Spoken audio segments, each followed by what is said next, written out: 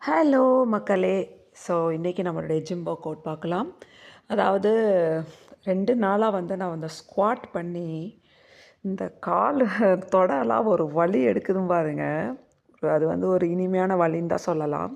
அதாவது நம்ம ரொம்ப நாளுக்கு அப்புறம் பண்ணோம்னா, அந்த கால்ல நம்ம எந்த மசில்ஸ் நம்ம ஒர்க் அவுட் பண்ணுறோமோ, அந்த மசில்ஸ் பயங்கரமா டைட் ஆகிடும். ஸோ அதுக்காக அது வலிக்குது அப்படின்னு நினச்சிட்டு நம்ம உட்காந்துட்டோம்னா, அந்த வலி இன்னும் அதிகமாக தான் ஆகுமே ஒழிய ஃப்ரீ ஆகாது. ஸோ வலியோடையே நம்ம ரெகுலராக கன்டினியூ பண்ணுறது நல்லது தான். பட் வலிச்சா தான் அது உங்களுக்கு ஒர்க் ஆகுது, வலிக்கலைன்னா ஒர்க் ஆகல அப்படின்ற ஒரு தாட் வச்சுக்காதீங்க. நம்ம புதுசா பண்ணும்போது ஒரு ஒரு வாரத்துக்கு உங்களுக்கு வலி இருக்கும். அத ரொம்ப பெருசுபடுத்திக்காதீங்க. உங்களுக்கு கூலிங் பேக்ஸு, கொஞ்சம் கால்ல சுடு தண்ணியில வைக்கிறது, அந்த மாதிரியெல்லாம் பண்ணீங்கன்னா, அது கொஞ்சம் சப்சைட் ஆயிரும். அதனால ஒர்க் அவுட் என்றைக்குமே ஸ்டாப் பண்ணக்கூடாது. ஸோ ஒர்க் அவுட் பண்ண பண்ண அந்த வலி நமக்கு கொஞ்ச நாள்லயே அது மறைஞ்சிரும். திரும்ப வராது அந்த மாரி வலி. ஸோ ஆனா ஒர்க் அவுட் எப்பயுமே ஒரே மாரி ஒர்க் அவுட் ஆக்சுவலா நம்ம பண்ணக்கூடாது. ஸோ நீங்க வாக்கிங் பண்றீங்க, நீங்க பார்த்துருப்பீங்க பல வருஷம் வாக்கிங் போவாங்க.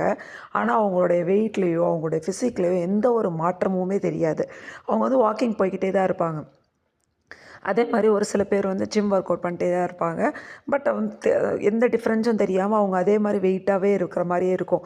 ஸோ ஒரே ஒரு ஒரு model of same model exercise பண்ணுறதோ, இல்லை ஒரு டயட்டு ப்ராப்பரான ஒரு ஃபுட் இன்டேக் இல்லாமல் நீங்கள் ஒர்க் அவுட் பண்ணுறது உங்களுக்கு பெனிஃபிஷியலாக இருக்காது. ஸோ இன்றைக்கி நான் சொன்ன மாதிரி இந்த இந்த வீக் ஃபுல்லாகவே நான் டம்பிள்ஸோ இன்ஸ்ட்ருமெண்ட்ஸோ எதுவுமே யூஸ் பண்ணாமல் நார்மல் இந்த மாதிரி ஸ்ட்ரெச்சிங்ஸ் ஒர்க் அவுட்டு, அதுவும் பேலன்சிங் ஹார்மோனல் பேலன்ஸ் ஒர்க் அவுட்ஸாக இப்போ இருந்தீங்கன்னா உங்களுக்கு சொல்லி கொடுத்துட்ருக்கேன். ஸோ இந்த ஒர்க் அவுட்டில் உங்களுக்கு உங்களுடைய லோயர் பாடி, அப்டமன், உங்கள் லெக்கு, உங்களுடைய டோட்டலாக உங்களுடைய பாடி உடைய ஃப்ளெக்சிபிலிட்டிக்கு ரொம்ப பெனிஃபிஷியலாக இருக்கும். எல்லா ஒர்க் அவுட்டுமே பொறுமையாக ரிலாக்ஸ்டாக பண்ணுங்கள். எதையுமே அவசரமாக படபடன்னு பண்ணாதீங்க. கண்டிப்பாக எங்கேயாவது பிடிச்சி சுளுக்கு பிடிச்சிக்கும், இழுத்துக்கும், அதுக்கப்புறம் ஒர்க் அவுட் பண்ண முடியாமல் போயிடும். ஸோ அந்த மாதிரி இல்லாமல் எதையுமே ஸ்லோ அண்ட் ஸ்டெடியாக பண்ணுங்கள். ஆனால் பண்ணுறத ரெகுலராக பண்ணுங்கள்.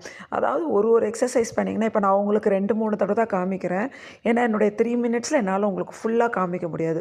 ஸோ நீங்கள் என்ன பண்ணணும்னா, இப்போ நான் ஒரு பொசிஷன் காமிக்கிறேன்னா, அது ஒன்றும் அட்லீஸ்ட் ஒரு 20 கவுண்ட்ஸ், இல்லைன்னா அட்லீஸ்ட் 15 கவுண்ட்ஸ், ஒரு 3 செட்டு 4 செட்டுன்னு பொறுமையாக பண்ணுங்கள்.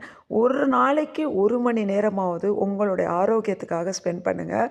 அது தப்பே கிடையாது. இந்த இன்டர்நெட் வேர்ல்டில் என்னால் உங்களுக்கு இதை கொடுக்க வேண்டிய ஒரு விஷயம்.